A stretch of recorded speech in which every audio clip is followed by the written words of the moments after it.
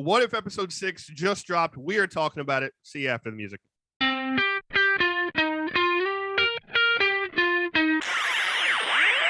What's up, everybody? We're the Jersey Comic Crew. Today, we're talking about the latest episode from Marvel's What If. Today is What If Killmonger Rescued Tony Stark.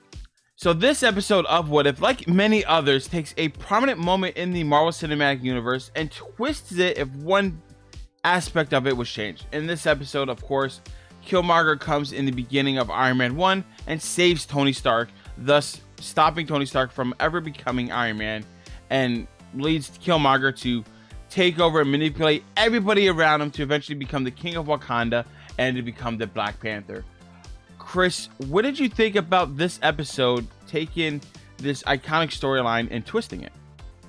Yeah, Rob, I thought it was a little flat, personally. Okay. I didn't dislike it, but I think the second you kind of add Killmonger, which I was very happy Michael B. Jordan came back to voice him, but the second you add him, you kind of know what's going to happen, right? You know he's going to betray people. Yeah. You know nothing is how it seems. You know everything's going to go to crap. Like, you're kind of waiting for everyone to die at that point.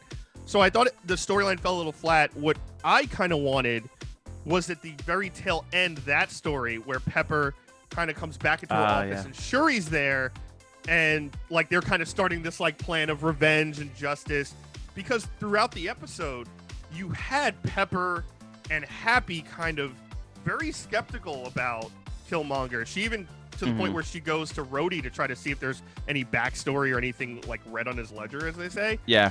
But that never kind of came to fruition, right? It was kind of like, oh, I suspected he killed Tony. Like, of course he did. And she says it, but then nothing happened. So yeah, for me, if they had that more of that story than kind of just rehashing everything we've seen in the Marvel universe, which they seem to be doing a lot. And I don't know, to me, Rob, it's getting a little old fast, where it's like, we're just going to take everything from the MCU and remind you and throw it in your face of the movies we've already seen. Like, make it completely new. Like, just go down the rabbit hole of the story. I think the reason they're doing that, and they had that basis for so much of season 1 of What If, was to get the average everyday fans, right, guys? Yeah. They want to get the fans who just know the MCU, get into this animated world, so like, oh, this happened here, and we can see what happens next. Where I did enjoy a lot of this episode and a lot of cool scenes, but like you said, it's the pivotal point of the episode was at the end, where like we can see the good guys are gonna come back, right? Pepper and Shuri are gonna devise a plan together. Maybe that has some MCU implications. We'll get to that later, right? But like, we wanted to see the second half of the story, and like that's becoming a trend more often than not in the What If series. It's like we're seeing half of a movie, right? Or the good chunk of the movie. We want to see the next part of that, and I don't know if it's because they're planning the What If part 2 for all of these. They want to leave us on this cliffhanger of What If so we could come up with what happens next. But it's getting old fast, and I do understand. It's like it's teasing us more than it's rewarding us. But like, you gotta admit, there were a lot of cool scenes in this episode. So like, oh yeah, when I saw Black Panther come in, when we had Rhodey, Killmonger, and Klaue all in this like abandoned bunker to get in Wakanda, you heard the iconic music of Wakanda. Oh. He comes in and starts slashing everybody. I mean, that was just really cool to see that whole side. And it was also disheartening to see, you know, people die. But like, they could go that far in this because they don't have to worry about them coming back, because they can just keep making more of them, if you will.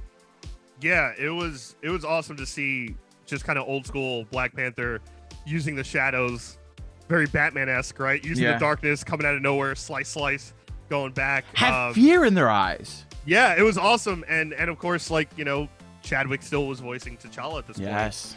So that was all that familiar kind of voice and everything. And also to see Killmonger kind of plan for that too, right? Like to have that old tech that we see in Iron Man 1, the paralysis sound thing. That was really cool. But yeah, like there was a couple scenes I really did enjoy in between. And of course it was the new stuff, right? Like that, like changing that scene, that scene from Age of Ultron that we see with Klaue on the barge and all that stuff. Scenes like that, scenes like Killmonger coming, kind of his prodigal son returns home, saving Tony Stark. And then he takes down Obadiah Stane immediately. He has that great line where he's like, oh, I got the receipts. And he like pulls it up. So like scenes like that I absolutely loved. But again, it kind of was in between this kind of flat story that I was waiting to see more of. That scene where Killmonger outs Obadiah Stane it's kind of the reason why we all fell in love with Michael B. Jordan's Killmonger, right, guys?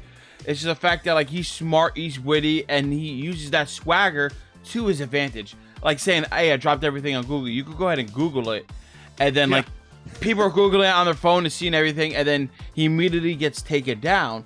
Just so how smooth he is and why we love him, and was a big highlight for this episode. Like Chris was saying, all the new scenes really were getting us into this series more and more. Here's something a little crazy, guys. Like, I'm going to have a theory going into this. And this one is kind of in tying with the last episode. So we kind of had this underground kind of low-key report going on that Marvel may be producing some type of live-action Marvel Zombies. Okay. Something. Don't know if it's a movie, Disney Plus miniseries. It's something that might be in the works. And I guess they got a really good response from that last episode. People really like Marvel Zombies. Yeah. So is this possibly a foreshadowing of stuff we might see moving forward into the Black Panther universe? Obviously, we all know the situation.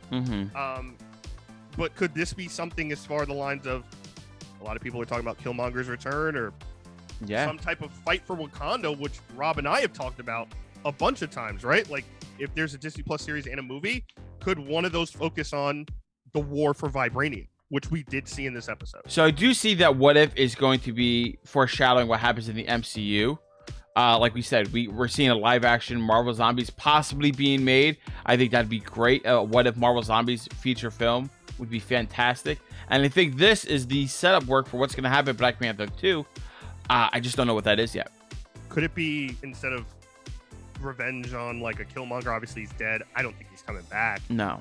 Could it possibly be Namor in that spot? Could it possibly be? What do you mean? Like Namor is the. So like if Namor were to attack Wakanda. Okay. And Atlantis needs resources for some reason. Wakanda's now, post Black Panther 1, Wakanda's now known to the entire world when T'Challa went to the UN. And they are very protective of the vibranium. They don't want it in the wrong hands. As you can see in this What If episode, right? Yeah. Those drones were almost unstoppable without vibranium weapons.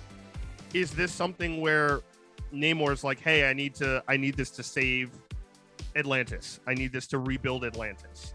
I'm coming in to take it. And does that become a point of, kind of overcorrection of like, no, you can't have it. And the other side is, I don't really know if we're going to get any more live action Pepper Potts.